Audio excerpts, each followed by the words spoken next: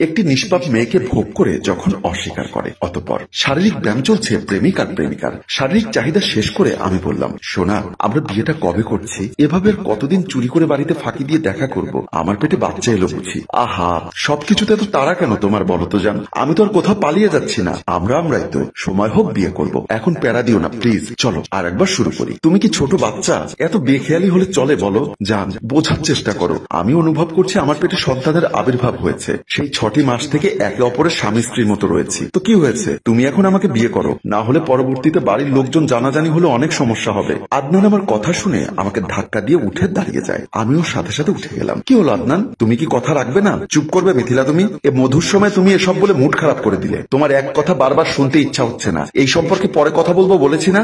আদনানের কথা শুনে আমি আর কিছুই বললাম না। বাসায় চলে যাও, ঠিক সময় না ফিরলে আবার সমস্যা হবে। আমি মাথা নিচু করে চেহারা অন্ধকার করে আছি দেখে আদনান আমাকে বুকে টেনে নিয়ে মুখটা তুলে কপালে চুমু দিয়ে বলল, মন খারাপ করো না, সময় মতো সবকিছু হবে, এখন যাও। আমি বের হয়ে গেলাম। আদনান আমার দিকে তাকিয়ে একটা ডেফিলে হাসি দিল। সকালে ডাইনিং টেবিলে নাস্তা করার সময় হঠাৎ আমার বমি বমি ভাব হচ্ছে। আমি তখনই মায়ের সামনে থেকে উঠে বেসিনের দিকে চলে যাই। মা অবাক হয়ে উঠে আমার কাছে চলে আসে। কি রে মা, কি হয়েছে তোর? হঠাৎ বমি করছিস? তোর কি শরীর খারাপ নাকি? হ্যাঁ মা, হঠাৎ মাথাটা চক্কর দিয়ে উঠলো, শরীরটা বেশ দুর্বল লাগছে, একটু ঘুমোলে মনে হয় ঠিক হয়ে যাবে। আমি একটু রুমে গিয়ে রেস্ট নিচ্ছি। হ্যাঁ মা। এই বলে আমি রুমের দিকে চলে গেলাম। মা রান্নাঘরের দিকে চলে যায়। আমি রুমে এসে পেটে হাত দিয়ে ভাবছি, সত্যি আমার পেটে বাচ্চা আসেনি তো আবার? এ বমি, দুর্বলতা, মাথা ব্যথা, এসব তাহলে কিসের জন্য? এসব কি তাহলে এর জন্য? না, আমার ডাক্তারের পরামর্শ নিতে হবে। এই বলে আমি তড়িঘড়ি করে ডাক্তারের উদ্দেশ্যে বের হয়ে গেলাম। ডাক্তার আমার সবটা চেক করে বলল, আপনার জন্য খুশির খবর আছে, আপনি মা হতে চলেছেন। আপনি একটু সাবধানে চলাচল করবেন, বাচ্চাটি ভালোই আছে, কিন্তু এমন খুশির সময় তো পরিবার পাশে থাকার কথা। তাহলে কি আমার ধারণা ভুল না হলে কি আপনি অবিবাহিতা? আমি ডাক্তারের কথায় হাঁ হয়ে আছি। এই যে বলতেই আমার ধ্যান ভাঙে। আসলে আপনি ঠিক ধরেছেন, আমি জানি না আমি কি করব, বাড়িতে কি বলবো। বাবা মা জানলে তো আমাকে মেরে ফেলবে। আপনি কি অ্যাবর্শন করাবেন? না, প্রশ্নই ওঠে না। আমার বাবু পৃথিবীতে আসবে। না হলে একটা কাজ করেন, আপনার ভালোবাসার মানুষকে এসব বলেন, তাহলে কোনো একটা সমাধান বের হবে। হ্যাঁ ডাক্তার, অসংখ্য ধন্যবাদ, ইটস ওকে, আমি তাহলে আসি। এই বলে আমি চলে আসি। ডাক্তার মনে মনে বলছে, তোমাকে তো আমি চিনি, এই ব্যাপারটা বড় হওয়ার আগে সোহবার আঙ্কেলকে জানাতে হবে। এই বলে মোবাইলটি বের করে কল দিতে লাগলো। কল কয়েকবার দেবার পর রিসিভ করে। কল রিসিভ করতেই আদনান বলল, কি সমস্যা তোমার? আমি তো বিজি আছি, যার জন্য কল রিসিভ করছি না। তা বুঝার মতো ন্যূনতম জ্ঞান তোমার হয়নি? আদনান, তোমার হয়ে গেলে আমি কি একটু বলতে পারি? কি বলবে তাড়াতাড়ি বলো। শোনো, মোবাইলে এত কথা বলতে পারবো না। তুমি আমার সাথে জরুরি ভাবে দেখা করো। আমি পারবো না। যদি না আসো তাহলে কিন্তু আমি খারাপ কিছু করব, তাও নিজের সাথে। আদনান ভাবছে আত্মহত্যা করে ফেলবে না তো আবার? তাহলে তো আমি ফেসে যাবো। আচ্ছা আমি দেখা করব, চলে আসো তুমি। আমি কলটি রেখে চলে গেলাম। আদনানের সাথে দেখা হতেই আদনান বলল, কি হয়েছে, এত জরুরি তলব কেন? আদনান, আমি তো শেষ, বাড়িতে জানলে আমাকে জানে মেরে ফেলবে। বিষয়টা খুলে বলো। আমি প্রেগনেন্ট। আদনান, কি পাগল হয়ে গেছো তুমি? আমি ঠিকই বলছি। আশ্চর্য, সহবাসের পরে তুমি বাচ্চা না হওয়ার ঔষধ খাওনি?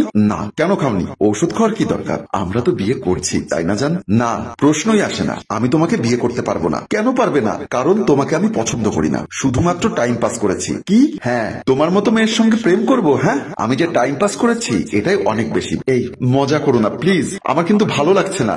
আদনান হেসে হেসে বলল, মজা করবো কেন, সত্যিই বলছি। কথাটা শুনেই যেন আমার মাথায় আকাশ ভেঙে পড়লো। চারিদিকে যে অন্ধকার হয়ে যাচ্ছে, কেউ যেন ছুরি দিয়ে আমায় বারবার আঘাত করছে।